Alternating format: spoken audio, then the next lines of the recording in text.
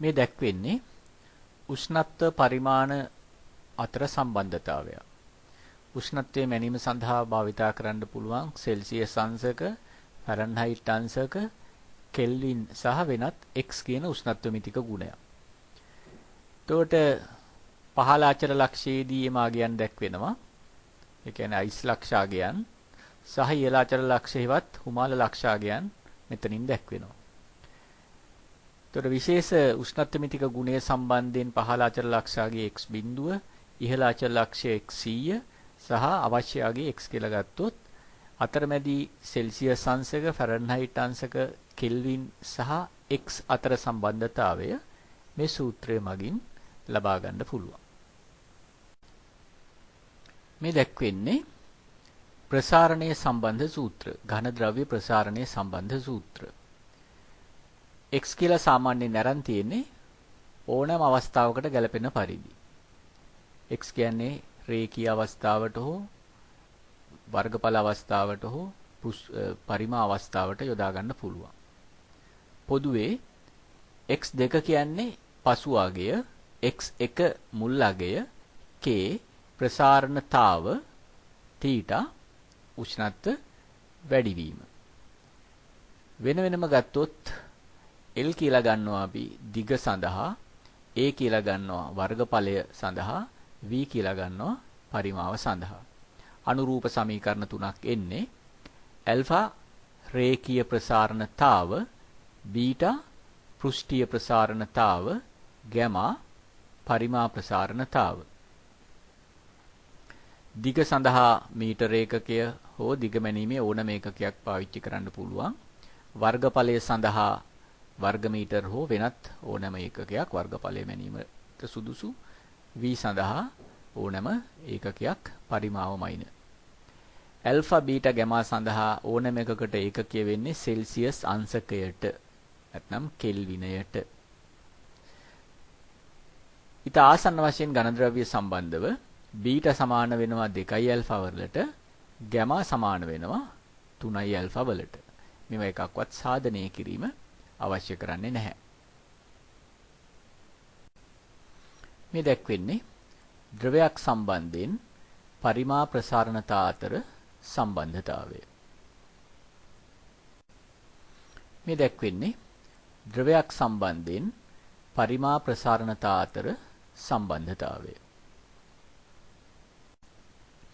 මේ දැක්වෙන්නේ ප්‍රසාරණය නිසා ඝන හෝ ද්‍රවවල ඝනත්වය වෙනස් වීම සම්බන්ධ සූත්‍රය. රෝ 1 මුල් ඝනත්වය, රෝ 2 පසු ඝනත්වය, ගැමා පරිමා ප්‍රසාරණතාව. එතකොට මේක ද්‍රවයක් සම්බන්ධයෙන් නම් සත්‍ය ප්‍රසාරණතාවය යොදන්න ඕනේ. θ උෂ්ණත්ව වැඩිවීම. උෂ්ණත්ව අඩුවීමක් නම් ප්‍රසාරණය සම්බන්ධ සෑම විටම මෙතෙන්ද ඍණාගය තමයි එන්නේ. මේ දැක්වෙන්නේ වායු සම්බන්ධ නියම. මේක සත්‍ය වෙන්නේ පරිපූර්ණ වායු සඳහා. පළවෙනි එක PV සමානයි K එක බොයිල් නියමයට අනුරූප වෙනවා. මේ හැම එකකම P පීඩනය, V පරිමාව, T නිරපේක්ෂ උෂ්ණත්වය. K කියන නියතය මේ අවස්ථාවවලදී එකිනෙකට වෙනස්. එතකොට බොයිල් නියමයේ PV සමානයි K කියන එක අවස්ථා දෙකකට යෙදුවොත් P1 V1 සමානයි P2 V2. මෙතන තියෙන්නේ චාල්ස් නියමයට අනුරූප V බෙදීම T සමානයි K අවස්ථා දෙකකදී V1 යට T1 සමානයි V2 යට T2. 3 පීඩන නියමයේ වශයෙන් හඳුන්වනවා P බෙදීම T සමානයි K අවස්ථා දෙකකදී P1 යට T1 සමානයි P2 යට T2. මෙතන තියෙන්නේ අවස්ථා සමීකරණය P1 V1 යට T1 සමානයි P2 V2 යට T2 අවස්ථා දෙකකදී මේක පරිපූර්ණ වායු සමීකරණය. නැත්නම් මෞලික වායු සමීකරණය කියලාත් කියනවා. PV සමානයි nRT. n කියන්නේ මෞල ගණන, R සර්වත්‍ර වායු නියතය. පරිපූර්ණ වායු නියතය කියලාත් කියනවා. ඒකකයේ වෙන්නේ මෞලයට, කෙල්විනයට, ජූල්. ආසන්න වශයෙන් 8.2ක් හෝ 8.3ක් විතර ගන්න පුළුවන්. අවශ්‍ය විට ඒක දෙනවා. මේ දැක්වෙන්නේ පරිපූර්ණ වායුවක් සඳහා අභ්‍යන්තර වායු අණු වල චලිතය සම්බන්ධ යොදන සමීකරණ. පළවෙනි එක චාලක අණුක සමීකරණය කියලා හඳුන්වනවා. ඒකේ සංකේත P පීඩනය පැස්කල් වලින්, V පරිමාව ඝන මීටර් වලින්, M වායු අණුවක ස්කන්ධය කිලෝග්‍රෑම් වලින්, N වායු අණු ගණන, C වර්ග බා වර්ග මධ්‍යන ප්‍රවේගය. ඒකකෙ වෙන්නේ වර්ග තත්පරයට වර්ග මීටර. ළඟට වර්ග මාධ්‍යන ප්‍රවේගය ලබා ගන්න පුළුවන් සමීකරණ C වර්ග බා සමානයි 3යි P බෙදීම ρ. ρ කියන්නේ ඝනත්වය. ඝන මීටරයට කිලෝග්‍රෑම් වලින්. ඊළඟට C වර්ග බා සමානයි 3යි RT බෙදීම M. R කියන්නේ සර්වත්‍ර වායු නියතය, මවුලයට කෙල්විනයට ජූල්, T නිරපේක්ෂ උෂ්ණත්වය කෙල්වින්, M කියන්නේ වායුවේ මෞලික වායු සමාවෙන් M කියන්නේ මෞලික ස්කන්ධය, මවුලයට කිලෝග්‍රෑම් වලින්.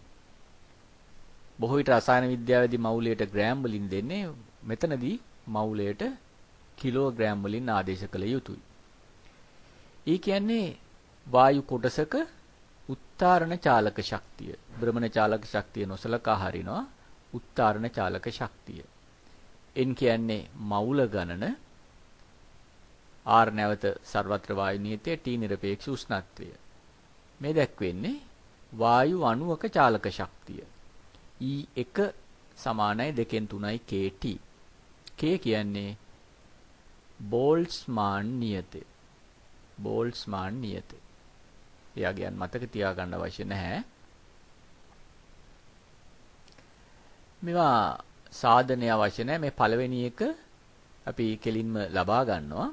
නමුත් ඒක වෙනස් කිරීම මගින්, මූලික වායු නියම මගින් මේ අවස්ථා ලබා ගත යුතුයි. පළවෙනි එක පමණයි සාධනය අවශ්‍ය නැත්තේ. එයින් අනිත් ඒවා ගොඩනැගීම අවශ්‍යයි. මේ දැක්වෙන්නේ පදාර්ථයට තාපය ලබා දීමේදී උෂ්ණත්වයේ වැඩිවීම සම්බන්ධ සූත්‍ර.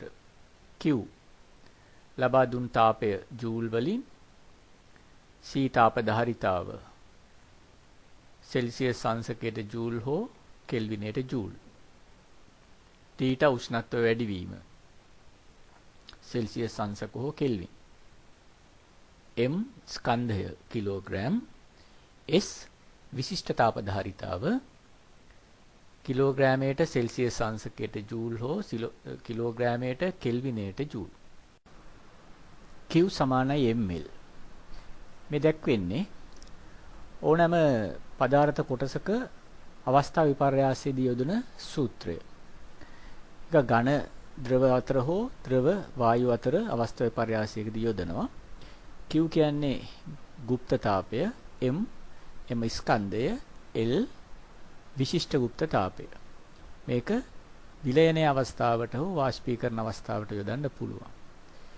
විලයනයේ අවස්ථාවේදී Q කියන්නේ විලයනයේ ගුප්ත තාපය ජූල්, M කියන්නේ ස්කන්ධය කිලෝග්‍රෑම්, L කියන්නේ විලයනයේ විශිෂ්ට ගුප්ත තාපය කිලෝග්‍රෑමයට ජූල්.